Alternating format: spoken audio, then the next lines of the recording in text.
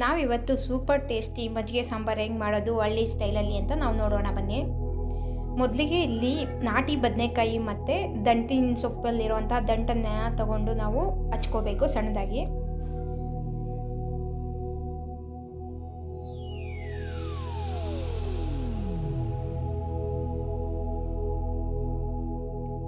ಈ ತರಕಾರಿನೆಲ್ಲ ಹಚ್ಕೊಂಡು ನೀರಿಗೆ ಹಾಕಿದ ಮೇಲೆ ಒಂದು ಕುಕ್ಕರಲ್ಲಿ ಸ್ವಲ್ಪ ಉಪ್ಪು ಮತ್ತು ನೀರು ಹಾಕಿ ಇದನ್ನು ಬೇಯಿಸ್ಕೋಬೇಕು.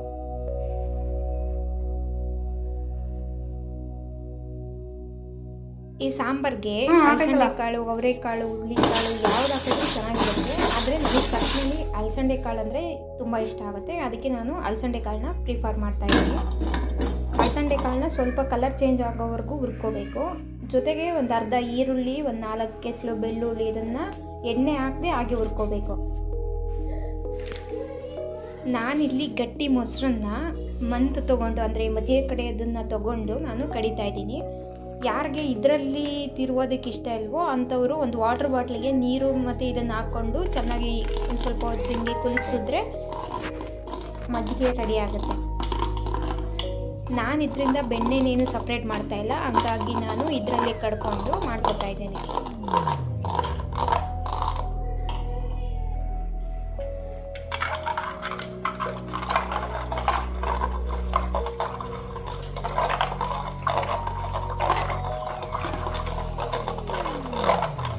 ತರಕಾರಿ ಬೇಯಿಸಿದ ಮೇಲೆ ನೀರಿಂದ ಸಪ್ರೇಟ್ ಮಾಡಿ ಅದನ್ನು ತಣ್ಣಗಾಗೋದಕ್ಕೆ ಬಿಡಬೇಕು. ಇಲ್ಲಿ ರುಬ್ಬೋದಕ್ಕೆ ಹಸಿ ಈರುಳ್ಳಿ, ಹಸಿ ಬೆಳ್ಳುಳ್ಳಿ ಮತ್ತು ಸುಟ್ಟಿರೋ ಈರುಳ್ಳಿ ಬೆಳ್ಳುಳ್ಳಿ ಜೊತೆಗೆ ಸ್ವಲ್ಪ ಮೆಂತ್ಯ, ಆಮೇಲೆ ಸಾಂಬಾರು ಪುಡಿ, ಹಾಗೆ ಸ್ವಲ್ಪ ಖಾರದ ಪುಡಿ, ನಿಮಗೆ ಖಾರಕ್ಕೆ ಎಷ್ಟು ಬೇಕಾಗುತ್ತೋ ಅಷ್ಟನ್ನು ಆ್ಯಡ್ ಮಾಡ್ಕೋಬೋದು. ಹಾಗೆ ಮೊಸರನ್ನ ಹಾಕ್ಕೊಬೇಕು, ಮೊಸರು ಅಥವಾ ಮಜ್ಜಿಗೆ ಯಾವುದಾದ್ರೂ ಹಾಕ್ಕೊಬೋದು. ಅದನ್ನು ಹಾಕಿ ರುಬ್ಕೋಬೇಕು. ಒಗ್ಗರಣೆನೂ ಅಷ್ಟೇ ಹಾಕ್ಕೊಂಡ್ಮೇಲೆ ಅದನ್ನು ತಣ್ಣಗಾಗೋದಕ್ಕೆ ಬಿಟ್ಬಿಡಬೇಕು. ಇವಾಗ ಏನು ಮಾಡಬೇಕು ಅಂದರೆ ನಾವು ರುಬ್ಬಿಟ್ಟಿರುವಂತಹ ಮಸಾಲೆ ಮತ್ತು ಬೇಯಿಸಿಟ್ಟಿರೋ ತರಕಾರಿ, ಮಜ್ಜಿಗೆ ಇದಿಷ್ಟನ್ನು ಮಿಕ್ಸ್ ಮಾಡಬೇಕು.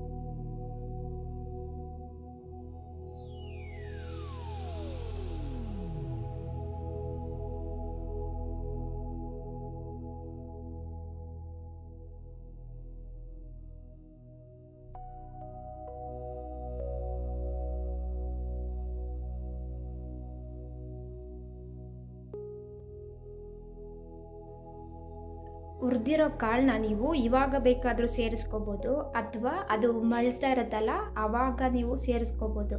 ಏನು ಸ್ವಲ್ಪ ಹೊತ್ತು ಬೆಂದರೂ ಸಾಕು, ಅದು ನೀಟಾಗಿ ಬೆಂದ್ಕೊಂಡ್ಬಿಡುತ್ತೆ. ಸ್ವಲ್ಪ ಹೊತ್ತು ಮಳ್ತಿರೋ ಸಾಂಬಾರಲ್ಲಿ ಹಾಕಿ ಬೇಯಿಸಿದ್ರೂ ಕೂಡ ಅದು ಸಾಕಾಗುತ್ತೆ. ಮಜ್ಜಿಗೆ ಸಾಂಬಾರು ಆ್ಯಕ್ಚುಯಲ್ ಪ್ರೋಸೆಸ್ ಸ್ಟಾರ್ಟ್ ಆಗೋದೇ ಇಲ್ಲಿಂದ. ಈ ಸಾಂಬಾರನ್ನ ತಿರುಗಿಸೋದೇ ಒಂದು ಕಲೆ. ಕೈ ಬಿಡದೆ ತಿರುಗಿಸ್ತಾನೆ ಇರಬೇಕು. ಯಾಕೆಂದರೆ ಸ್ವಲ್ಪ ಮಿಸ್ಟೇಕ್ ಆಯಿತು ಅಂದರೂ ಒಂದೇ ಒಂದು ಸೆಕೆಂಡ್ ಕೈ ಬಿಟ್ರೂ ಅದೇನಾಗುತ್ತೆ, ಒಡ್ಕೊಂಬಿಡುತ್ತೆ. ಕಂಟಿನ್ಯೂಸ್ ಆಗಿ ತಿರುಗಿಸೋದ್ರಿಂದ ಮಾತ್ರ ನಿಮಗೆ ಇಂಥ ಪರ್ಫೆಕ್ಟ್ ಸಾಂಬಾರು ಸಿಗೋದು. ಸೊ ಫೈನಲಿ ನಮ್ಮ ಹಳ್ಳಿ ಸ್ಟೈಲ್ ಮಜ್ಜಿಗೆ ಸಾಂಬಾರು ರೆಡಿ.